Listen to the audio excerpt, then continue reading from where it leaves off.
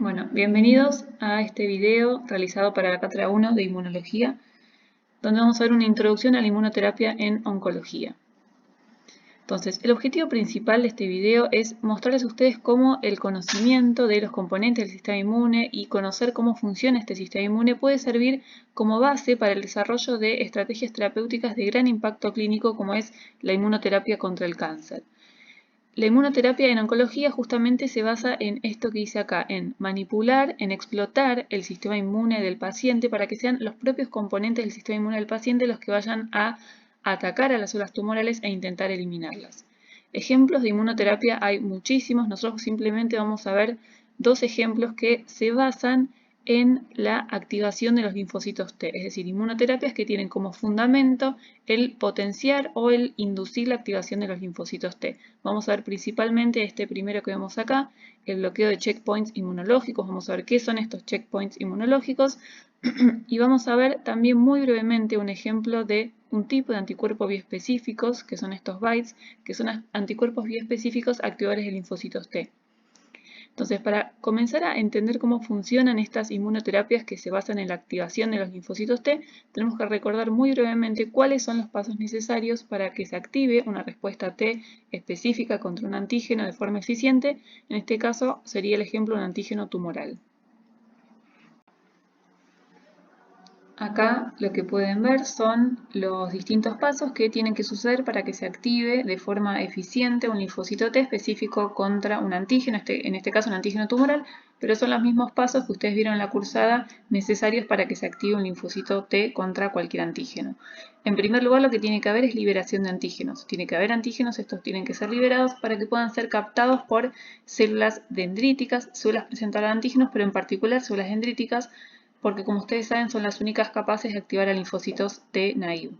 Estas células dendríticas tienen que captar al antígeno en un contexto inmunogénico o inflamatorio, es decir, un contexto donde haya señales que le indiquen a esta célula dendrítica que tiene que activar un linfocito T en un perfil efector y no en un perfil tolerogénico o regulatorio, ¿sí?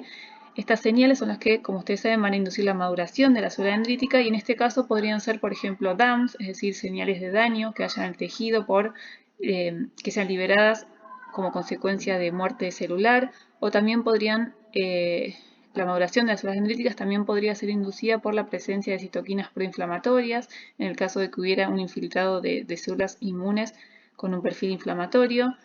Entonces, cuando las células dendríticas adquieran la maduración correcta, estas células dendríticas, como saben, van a empezar a expresar CSR7. Esto va a colaborar con que las células dendríticas lleguen a los órganos linfáticos secundarios y allí se ubiquen en las zonas particulares donde están los linfocitos T.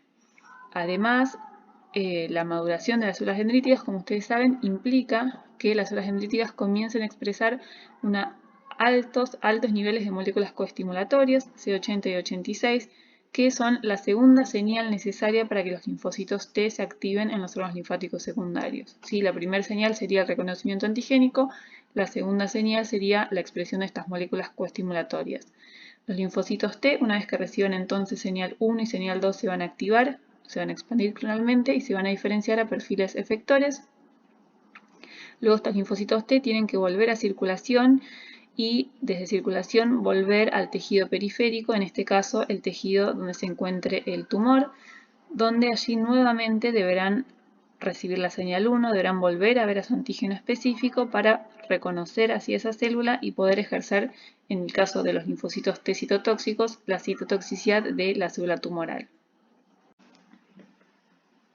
Cada uno de estos pasos de la activación de los linfocitos T va a estar controlado y regulado por distintos factores. Algunos de ellos van a contribuir de manera positiva a la activación y otros de manera negativa van a inhibir la activación de los linfocitos T.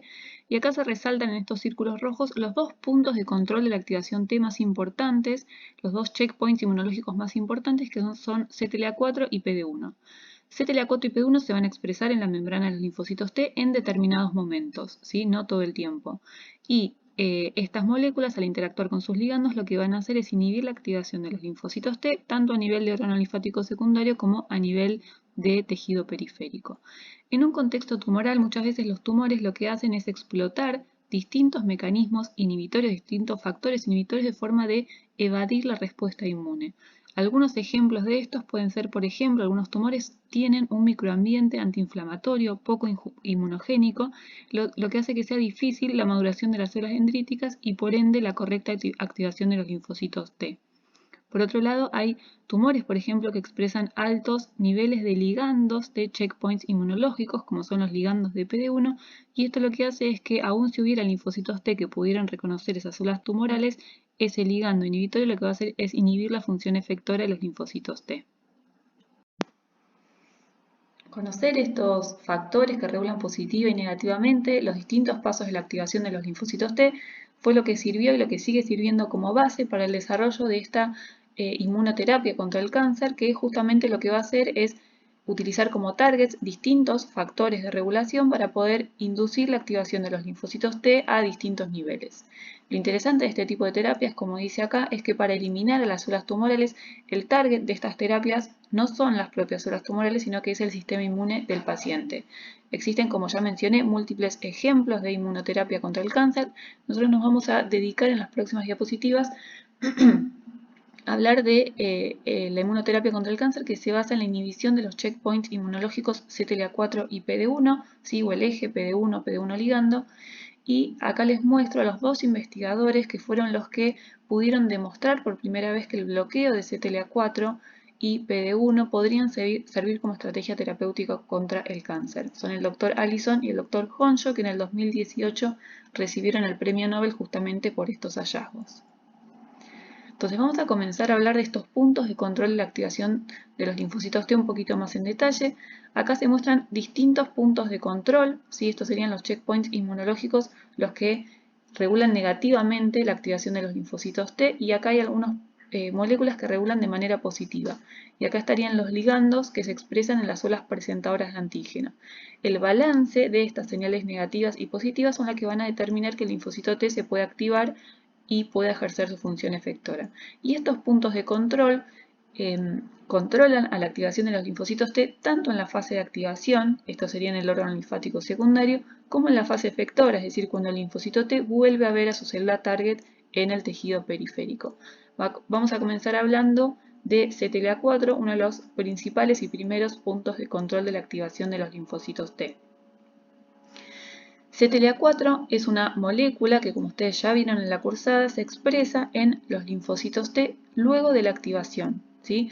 Los linfocitos T naive, que es lo que figura acá, no expresan CTLA4 en su membrana, ¿sí? Pero sí lo expresan en vesículas intracitoplasmáticas. Una vez que el linfocito T recibe señal 1 y señal 2, recién ahí CTLA4 se va a empezar a expresar en la membrana de forma estable, y CTLA4, como ustedes saben, tiene una alta homología con CD28, ¿sí? Y esa homología, tanto en secuencia como en estructura, hace que compartan los ligandos, ¿sí? Entonces CTLA4 comparte ligandos con CD28, es decir que CTLA4 une 80 y 86, pero lo hace con mayor afinidad que CD28. ¿Cómo es que CTLA4 inhibe la activación de los linfocitos T? Por un lado, CTLA4 cuando une a su ligando CD80-86 recluta fosfatasas al sitio de la sinapsis inmunológica, y esto inhibe directamente la transducción de señal a través del TCR y CD28. Por otro lado, CTLA4, como dijimos, tiene mayor afinidad por CD80-86 que CD28, y de esa forma compite por los ligandos con CD28, disminuyendo la cantidad de señales activadoras que recibe el linfocito T. Por otro lado, CTLA4 también puede inhibir de manera indirecta la activación de otros linfocitos T actuando a través de las células presentadoras de antígeno. CTLA4, al unir 80-86 sobre la CPA, induce la expresión de esta enzima ácido, que ustedes ya la vieron, que lo que va a hacer es clivar el triptofano y sacar el triptofano o disminuir las concentraciones de triptofano del medio, y este aminoácido, como vieron, es esencial para la proliferación de los linfocitos T.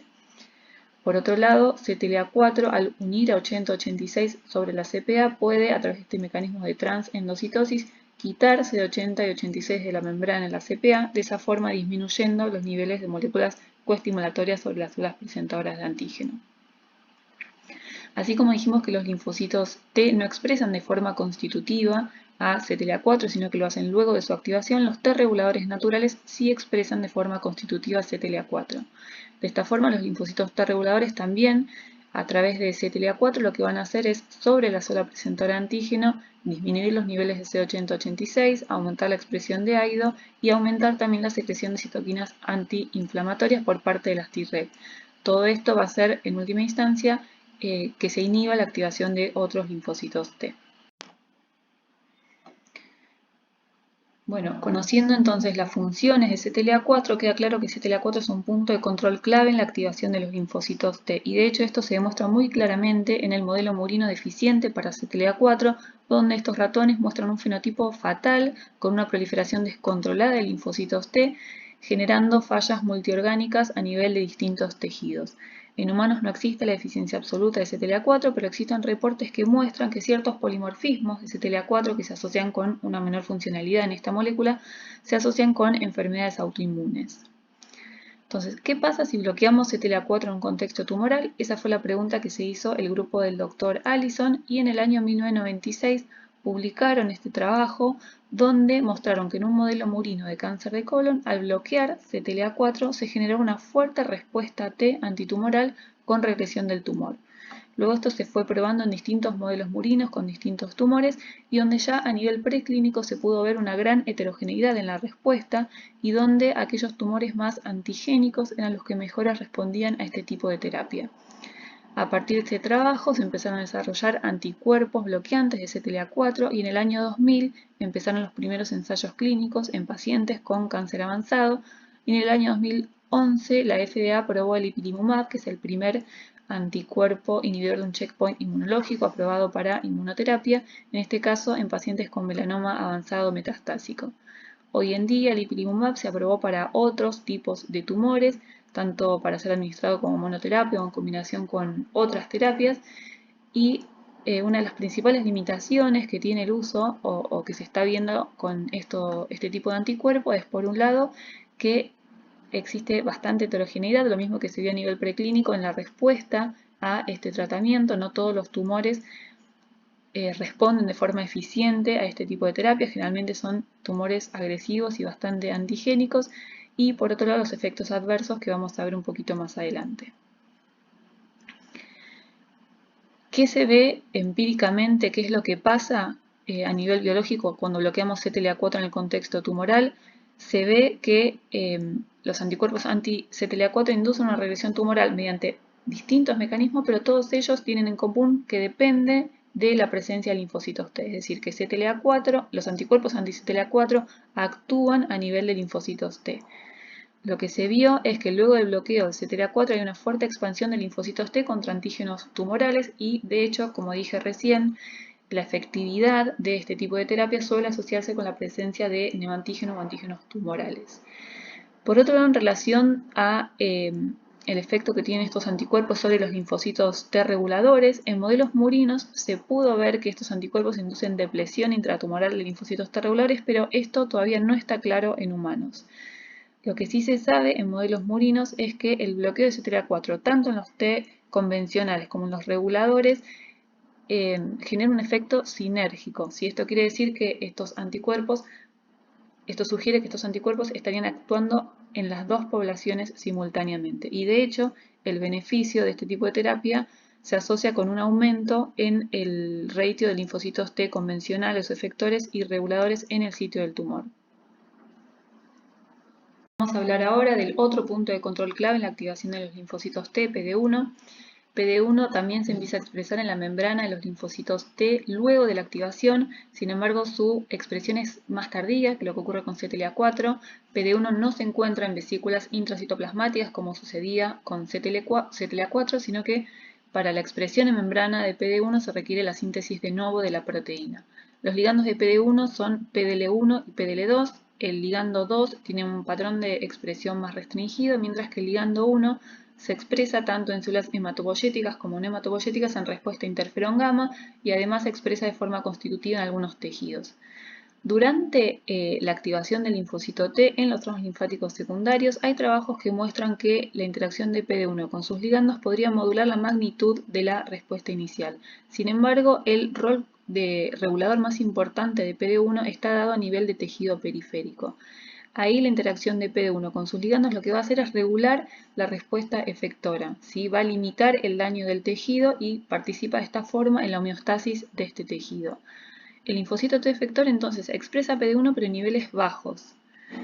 Una vez que el antígeno se elimina, es decir, se resuelve, por ejemplo en el caso de una infección se resuelve el proceso infeccioso, los linfocitos T dejan de expresar PD1, los linfocitos T de memoria no expresarían PD1, sin embargo en situaciones donde hay persistencia del antígeno, como podría ser una infección crónica o una situación de cáncer, en ese caso los linfocitos T mantienen alta la expresión de PD1 y además aumentan los niveles de la expresión de PD1. Esta alta expresión de PD1 se correlaciona con un fenotipo que se conoce como exhaustos de linfocitos T, que correlaciona con una falta de funcionalidad en estos linfocitos. La interacción de PD1 con su ligando lo que hace a nivel intracelular es recluta fosfatasas también al sitio de las sinapsis inmunológicas y de esta forma inhibe fuertemente la activación a través del TCR. La importancia de PD1 como punto de control de la activación de los linfocitos T también quedó evidenciado en los modelos murinos, donde se vio que la deficiencia absoluta de PD1 en estos ratoncitos también se asociaba con patologías de naturaleza autoinmunes.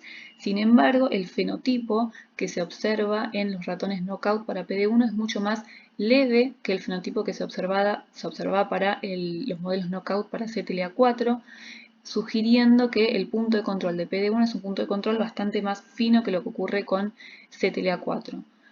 En humanos también se reportaron asociaciones entre polimorfismo del gen de PD1 y menor funcionalidad de esta proteína con una aumentada susceptibilidad a enfermedades autoinmunes.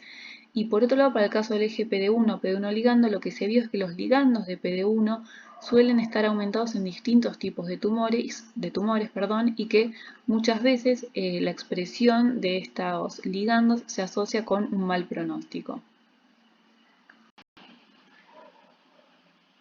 ¿Qué es lo que sucede si bloqueamos a PD1 o el eje de PD1, mejor dicho, en un contexto tumoral?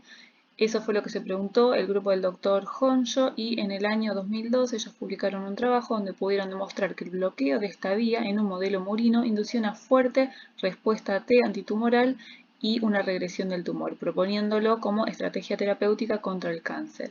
En el año 2006 comenzó a evaluarse en humanos, en pacientes con cáncer, este anticuerpo humanizado anti-PD1 nivolumab, y en el año 2014 se aprobaron dos anticuerpos anti-PD1, el nivolumab y el pembrolizumab, para pacientes con melanoma. Hoy en día la aprobación de estos anticuerpos se extendió a otros tipos de tumores y se utiliza tanto solo como en combinación con otros agentes terapéuticos. ¿Qué es lo que sucede si bloqueamos PD1 y su eje en el contexto tumoral? ¿Qué sabemos en base a lo que se observó en pacientes y también en los modelos murinos? Bueno, lo que se sabe es que el bloqueo del eje de PD1 estimula la expansión, la proliferación de los linfocitos T, la producción de citoquinas y la citotoxicidad de las células tumorales. Lo que se vio también es que en el sitio del tumor aumenta la presencia de linfocitos T efectores y que son estos los que median la citotoxicidad de las células tumorales. Por otro lado, también se vio que una expresión aumentada del ligando de PD1 en los tumores se asocia con una mejor respuesta a este tipo de terapias, así como también la existencia de la presencia de linfocitos TCD8 en el sitio tumoral. Todo esto, tanto la presencia de linfocitos TCD8 como la expresión de PDL1 en el tumor, se asocia con una mejor respuesta a este tratamiento.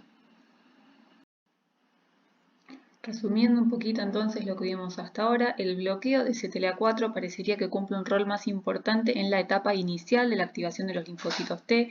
El bloqueo de CTLA4 permitiría entonces una activación exacerbada de linfocitos T a nivel del órgano linfático secundario, mientras que el bloqueo de PD1 y sus ligandos lo que estaría favoreciendo es la activación de linfocitos T efectores en el sitio del tumor.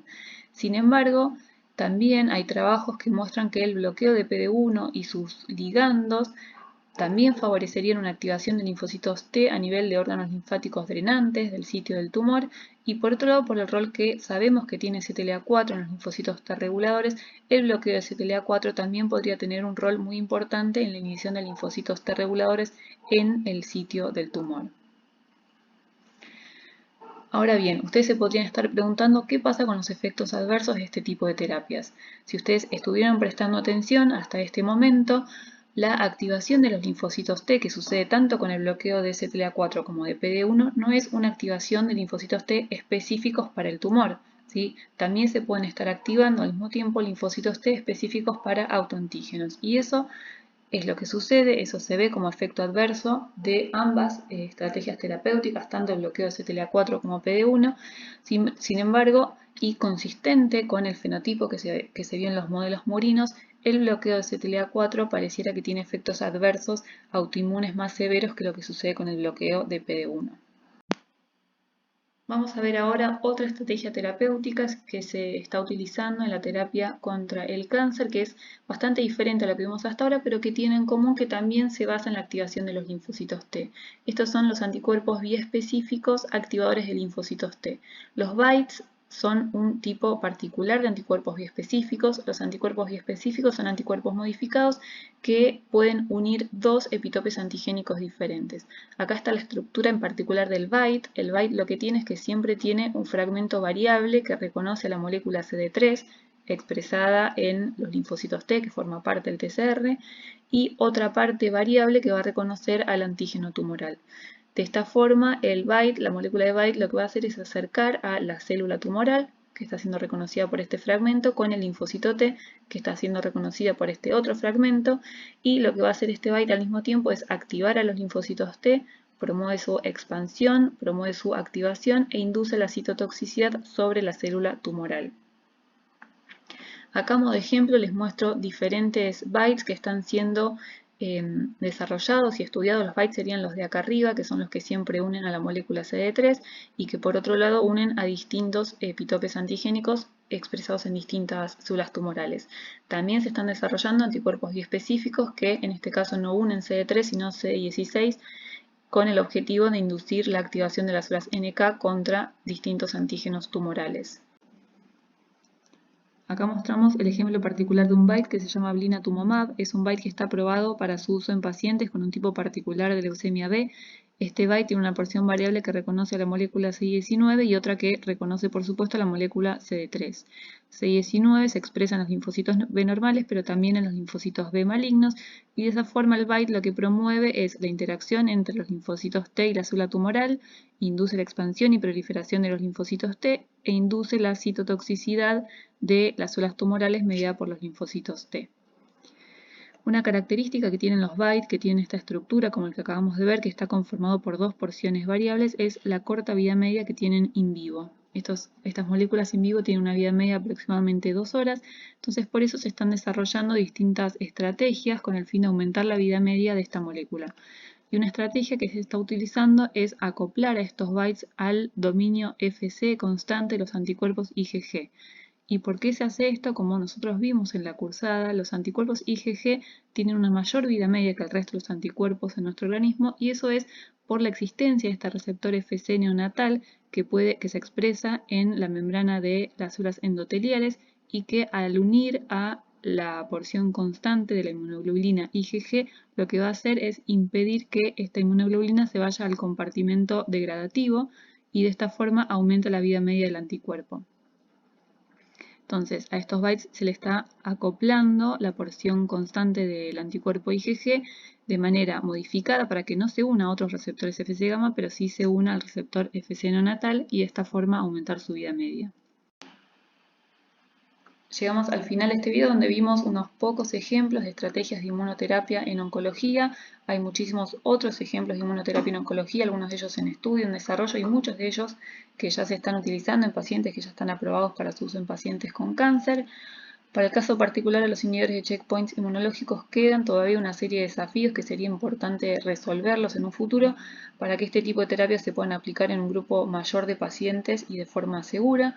Así que quedará para ustedes como tarea en el futuro seguir estudiando estos puntos de control de la activación de los linfocitos T para poder así explotar mecanismos inmunes complementarios que puedan potenciar la eficiencia de este tipo de tratamientos. Acá termina el video, muchas gracias por su atención.